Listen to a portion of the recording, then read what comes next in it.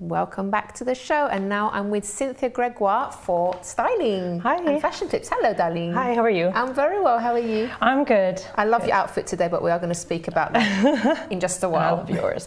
Okay, yeah. I have two things to talk to you about.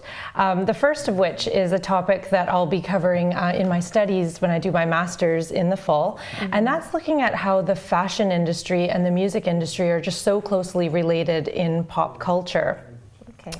I want to just cover the question, what or who influences mainstream fashion? So basically, who dictates what we buy in shops season after season, year after year? Do you have any ideas? No. No? I don't know. I'm going to try and guess. Okay. Well, just pick the clothes that look nice. Okay. Well, it does come from somewhere, and economists have put originally this theory of this trickle-down theory. So it's this idea that the haute couture houses in France, you know, your Chanel, your Jean-Paul Gaultier, your Yves Saint Laurent, your Christian Dior, that whatever they said went and trickled down to mainstream fashion. So whatever was on the catwalk then became cheaper versions and was what we bought. But there is no denying that certain subcultures have evolved and basically contributed in a very powerful way to fashion. Think punk pop culture, or let's say goth, or I want to look at hip hop.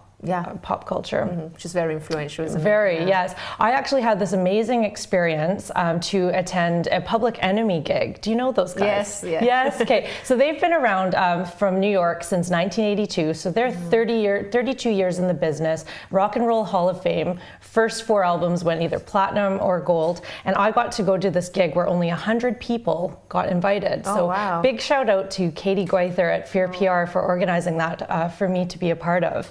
And it was just so cool to just see this pop culture, or this little subculture, you know, the fashion. It's more than just the music, it's the fashion, it's the lifestyle. I got to talk to some of the band members and their, you know, their brothers and sisters about their fashion style. And basically, I just have a few slides that I've put together that I'd like to go through. So this first one here is actually, this one is Malcolm McLaren and Vivienne Westwood back in the 70s.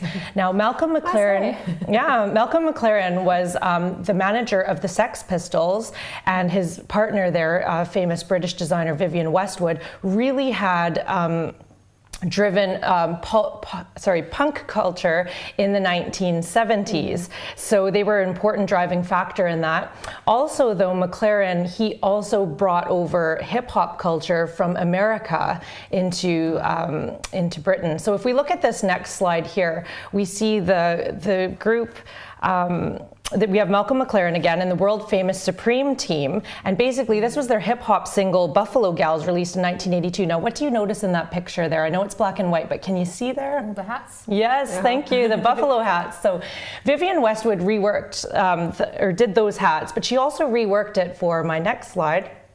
If you can look at Pharrell Williams, 30 years later, that hat still has, you know, as much oomph power in the fashion and music industry today. So that hat was actually more talked about, I guess, than the music, you know, in the papers. So I mean, go figure, right? So it's just an example of how that trickle up culture is actually just as important as the trickle down culture. As actually Karl Lagerfeld said, trainers go with everything, and we saw trainers actually go from the street style all the way up to haute couture. That's kind of cool. So if we just look at the next slide, we have Public Enemy. We have Professor Griff on vocals here. And I just want to point out these signature colors of black nationalism, the green, the red, and the black. And also just take a look at the sportswear that's been very popular within hip hop culture fashion. So we learned in business fashion school last year that the driving market in the fashion world is actually sportswear. So go figure, they really hold an important spot in fashion. Next, the next slide is Flava Flav and Chuck D from Public Enemy, and take a look at that neck piece. So that's his signature clock necklace, and you can see the forget those. Those are awesome. And wearing the sportswear in just different ways. That used to drive my dad mad when we'd wear hats like sideways and the big glasses and stuff. But those are very iconic, you know, fashion influences from street culture. The last slide I have here is just of Public Enemy again.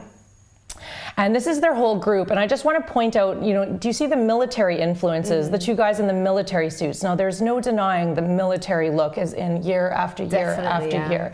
And some of it's looking very feminine as well. I've seen some pieces. It looks really good. Yeah, so there's another example of street culture trickling up. So there's that.